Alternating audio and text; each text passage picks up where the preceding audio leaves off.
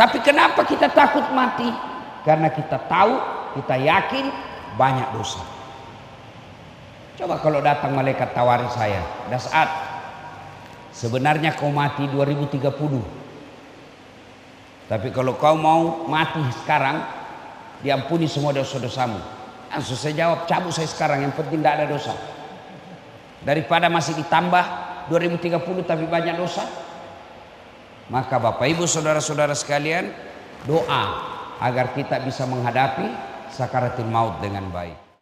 Kita lihat di medsos, lagi sepeda mati, ada yang lagi jogging mati, bahkan ada yang lagi selingkuh mati.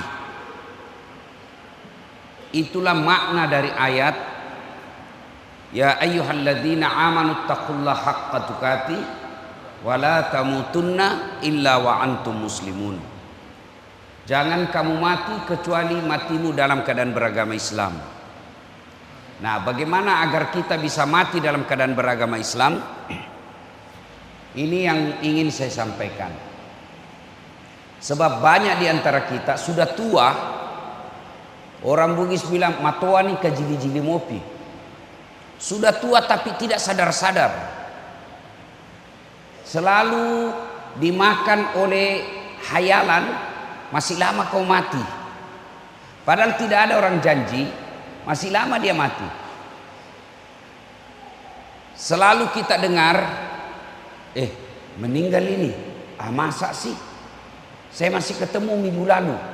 Ya kan sering kita rakas gitu. Meninggal ini, masa sih? Masih ada di WhatsApp kemarin. Itu sering. Tapi yang jarang, bagaimana kalau kita yang meninggal? Nah, agar kita bisa mati dalam keadaan agama Islam, pertama, mutlak banyak mengunjungi tempat-tempat yang baik. Karena kita tidak tahu di mana ajal menjemput. Maka yang bagus bisa mati dalam keadaan beragama Islam, matinya kita tidak dalam keadaan membawa kekafiran. Jangan kunjungi tempat-tempat maksiat, tempat karaoke. Siapa tahu di dalam lagi ada cewek, ajal menjemput. Tempat-tempat maksiat biliar yang di dalamnya ada minuman keras, restoran-restoran yang ada minuman keras, ada khamar di dalamnya, bisa membuat kita matinya dalam keadaan membawa kemaksiatan. Hindari tempat-tempat maksiat. Kita tidak tahu ajal di mana menjemput. Maka sebaliknya, kita datangi tempat-tempat ibadah. Kita datangi tempat-tempat yang berbuat kita dekat dengan Allah. Pengajian. Mudah-mudahan kita dalam dengar ceramah seperti ini, ajal menjemput. Kita datang berjamaah di masjid. Itu di Makassar. Ada orang, sahabat saya, lagi khutbah Jumat. Antara khutbah pertama, khutbah kedua, dia istirahat. Dah enak dia rasa, meninggal dalam keadaan khutbah. Ada juga orang yang meninggal dalam keadaan sujud. Maka saudara-saudaraku, terutama bapak-bapak ini yang sudah muka-muka sakaratil maut, ya, rajin-rajinlah ke masjid, ke tempat-tempat pengajian, mengaji. Mudah-mudahan dalam keadaan kita membaca ayat suci Al-Quran, Allah menjemput kita. Na'udzubillah min zalik. Jangan sampai adik-adik ini yang suka sepeda, yang suka olahraga, futsal, itu kan biasa orang kena serangan jantung, gagal nafas, kehabisan nafas. Silakan olahraga, tapi jangan kelihatan aurat. Silakan naik sepeda, tapi jangan kelihatan pahamu. Karena kalau laki-laki kelihatan paha itu sama hukumnya perempuan tidak pakai jilbab. Ada yang bilang, Kan tidak ada nafsu lihat paha saya. Siapa bilang? Siapa tahu ada janda-janda tua sudah lama tidak lihat paha, bisa jadi. Yang anak-anak naik sepeda, nah, mudah-mudahan di sini tidak. Kalau di Makassar, di kota-kota besar itu sepeda kalau hari libur celananya sempit. Lihat orang-orang sepeda kan, bajunya sempit, celananya sempit sampai kentara itu di depannya. Masa kau ketemu Allah meninggal kamu kelihatan seperti itu? Kau menghadap saja sama pejabat pakaian begitu dianggap tidak sopan. Maka olahraga penting, tapi jangan berpakaian yang mempertontonkan aurat. Ya. Yang berikutnya, meninggalkan tempat-tempat maksiat, datangi tempat-tempat yang baik, supaya kita dalam keadaan tempat yang baik, kita ajal menjemput. Jangan sampai kita lagi maksiat, tempat-tempat hiburan yang ada di dalamnya maksiat, Allah menjemput. Nauzubillah min zalik. Kan sering juga kita lihat kan, ada orang lagi di tempat karaokean, ada khamar di sampingnya, kena kebakaran itu gedung, tidak bisa keluar. Nauzubillah min zalik. Yang berikutnya, bertemanlah orang-orang soleh, berteman orang-orang baik. Karena kalau bapak ibu berteman orang baik, biasanya yang dikunjungi tempat-tempat baik. Saya jalan sama bapak, datang ke tual ini, tidak mungkin lagi siang-siang, di mana tempat karaoke yang bagus?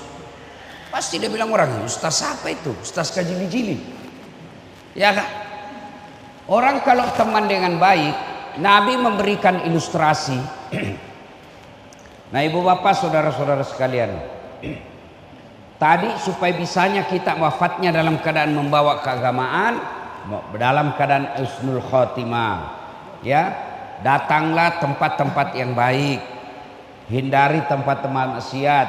Yang kedua, berteman dengan orang-orang soleh. Nabi memberikan perumpamaan. Kalau bapak berteman dengan penjual parfum, kalau kau tidak dia kasih parfumnya, kau dapat bau harum. Iya toh? Iya pak? Sebaliknya, kalau bapak berteman dengan pandai besi, tukang las, kalau kau tidak dapat apinya, kau dapat panasnya. Iya kan? Maka berteman orang-orang soleh. Dan sampai di akhirat, itu kalau kita teman orang soleh, nanti ada gunanya di akhirat. Ketika saya mau masuk surga, saya cari teman saya. Oh, mana Haji Idris? Misalnya kontraktor. Dia bilang malaikat, masih sibuk dia, masih banyak pertanyaannya di akhirat. Masih banyak pertanyaannya. Saya mau masuk, gelisah. Allah berkata, kenapa kau gelisah? Saya cari itu temanku, gara-gara dia saya bisa sampai dakwah di Tual. Gara-gara dia saya bisa dakwah di Jakarta. Gara-gara dia saya bisa ke Malaysia. Saya bisa dapat amal dakwah gara-gara itu yang selalu undang saya. Lalu Allah katakan, kalau begitu ambil itu temanmu yang masih banyak masalahnya di neraka, ambil, bawa dia masuk ke dalam surga. Itulah sebabnya pak, kalau bapak punya teman baik, genggam tangannya, dia akan mengajakmu ke masuk ke dalam surga. Cuma kita lebih senang bersahabat sama pejabat. Pejabat datang ke rumah kita muliakan, kita cium tangannya, padahal baru saja tanda tangan korupsi. Kalau pejabat kau mau datang ke rumahmu, wah langsung kau sibuk potong ayam. Kau perbaiki rumahmu, kau jemput, kau hormati. Sekalinya Pak Imam yang kau butuhkan, kau tidak jemput. Kau kirim ojek, motor tua, tak gantung-gantung kakinya. Sampai di rumahmu kau tidak hargai. 1 jam dia barasanji, busa-busa kalepaknya kepanasan. Sallallahu ala Muhammad sallallahu.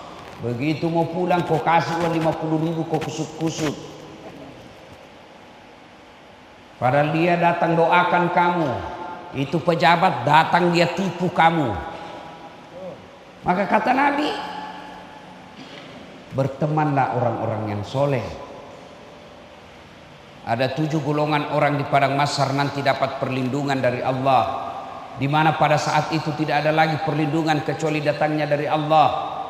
Padang mahsyar namanya, dikasih dia ruang istimewa, ber-AC sambil menunggu gilirannya dipanggil, menunggu gilirannya diadili. Dia dimasukkan ke dalam ruang VVIP, ber-AC, dilayani bidadari, baru dia pikir sudah dikasih. 7 di antaranya. 1 di antara 7 golongan itu, mereka yang bertemu dan berpisah karena Allah, bersahabat karena Allah. Kalau kau bersahabat karena jabatan, hilang jabatanmu, hilang temanmu. Kalau kau bersahabat karena kekayaan, begitu kau miskin dia tinggalkan kamu. Tapi kalau berteman karena Allah, sehidup semati dia akan mengajakmu kepada kebaikan. Maka bapak-bapak kalau mau menghadapi sakaratul maut, bawa Islam, bertemanlah dengan orang-orang yang soleh. Yang ketiga, agar kita bisa mati dalam keadaan beragama Islam, doa. Ada doanya itu, kalau buku-buku tahlil, buku-buku yasin, ada di belakangnya judulnya doa selamat. Ada doa itu yang berkaitan dengan kematian, taubatan qablal maut, wa rahmatan indal maut, wa maghfiratan ba'dal maut. Itu bapak-bapak ini yang sudah tua-tua, jangan kau lagi minta doa punya ruko. Tidak penting lagi kau berdoa supaya bisa tambah lagi mobil. Yang penting kau perlu berdoa kalau sudah muka tua, taubatan qablal maut, wa rahmatan indal maut, wa maghfiratan ba'dal maut. Allahumma hawwin alaina fi sakaratil maut. Itu yang kita doa. Atau mau lebih pendek, sambil nyanyi-nyanyi, duduk-duduk, ya Allah biha, ya Allah biha, ya Allah bihusnil khatimah. Itu diulang-ulang. Setiap selesai sholat, baca itu, taubatan qablal maut. Ya Allah, berikan saya kesempatan bertaubat sebelum mati. Wa rahmatan indal maut, dirahmati ketika dicabut nyawanya. Wa maghfiratan ba'dal maut, dan diampuni setelah mati. Luar biasa ini kalau doa dikabulkan. Ya kan? Taubat sebelum mati, dicabut nyawanya dengan ringan, diampuni setelah mati. Kalau ini dikabulkan, aman. Kenapa kita takut mati? Karena kita yakin banyak dosa. Padahal mati itu syarat ketemu Allah. Mati itu syarat ketemu Allah. Mana bisa kita ketemu Allah kalau tidak mati dulu? Ibu-ibu mau ketemu Allah? Mau ketemu Allah ibu? Syaratnya harus mati dulu.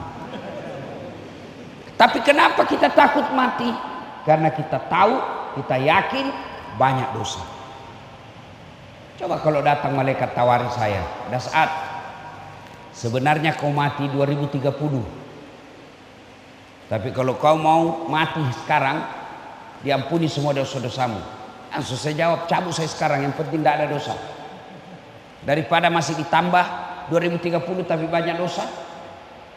Maka Bapak Ibu saudara-saudara sekalian, doa agar kita bisa menghadapi sakaratul maut dengan baik. Dan ketika orang menghadapi sakaratul maut, jangan pikir main-main. Nabi Idris alaihissalam pernah melakukan percobaan. Ya Allah, saya mau tahu rasanya sakaratul maut. Allah katakan cabut nyawanya. Sudah dicabut nyawanya, dihidupkan kembali dengan izin Allah hidup.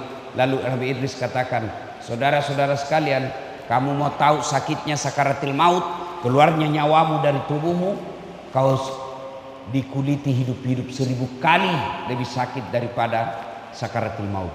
Apa lihat orang dikuliti, mana bisa kita hidup kalau dikuliti hidup-hidup? Tapi kata Nabi Idris, menghadapi sakaratul maut, lebih sakit daripada dikuliti hidup-hidup. 1000 kali lebih sakit. Nauzubillah min dzalik. Maka itulah saatnya, itulah sebabnya selalu diajarkan kita berdoalah ada menghadapi sakaratul maut dengan baik. Bapak Ibu saudara-saudara sekalian, saya mohon maaf suara saya sudah mulai gangguan ini dan saya harus pulang nanti dari sini langsung lagi ke Kalimantan Timur. 2 hari saya di sana, baru balik ke Makassar dan seterusnya dan seterusnya. Kalau saya paksakan hari ini hilang suara saya, banyak orang yang jadi rugi. Mohon izin juga Bapak doakan saya, ini mata saya ini masih bermasalah. Ini mata saya habis dioperasi, ini yang kanan. Ini yang normal ini yang masih bisa melihat yang kiri. Ini yang kanan dia melihat tapi kabur. Sama blur kalau bahasanya di HP. Ada gambarnya tapi tidak jelas. Ini mata saya ini. Sudah dioperasi 3 bulan yang lalu. Lepas retinanya. Retina itu Bapak pernah lihat wallpaper, kertas ditempel di dinding, itu kertasnya lepas.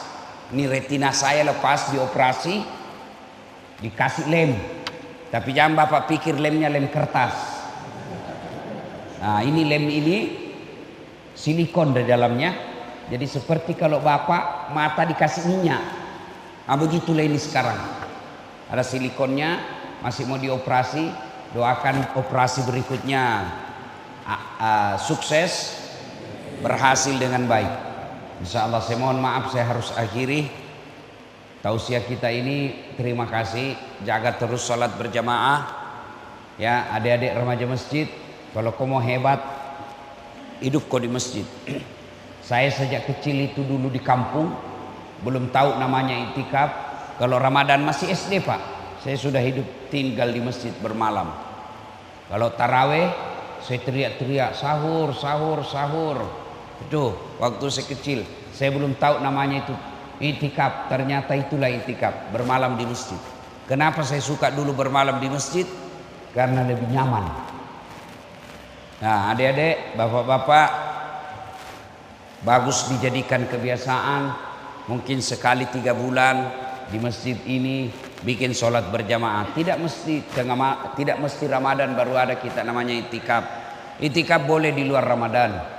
Datang kita rame-rame, terutama yang sudah tua-tua, digagas oleh Pak Imam, ya, datang sholat itikaf, sholat tengah malam bareng-bareng. Adik-adik, kalau kau hidup di masjid, kau urus masjid, tidak mungkin Allah sengsarakan hidupmu. Saya saja kalau Bapak urus rumah saya pasti bahagia. Apalagi Allah, ya. Mudah-mudahan ada manfaat. Mohon maaf. Sebelum kita akhiri, mari kita berdoa. A'udzubillahi minasyaitonirrajim. Bismillahirrahmanirrahim. Allahumma salli ala sayyidina